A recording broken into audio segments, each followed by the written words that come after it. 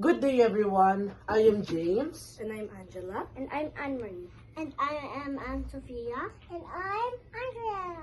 And today, we are going to be singing a Filipino folk song called Bahay Kubo. We hope that you enjoy.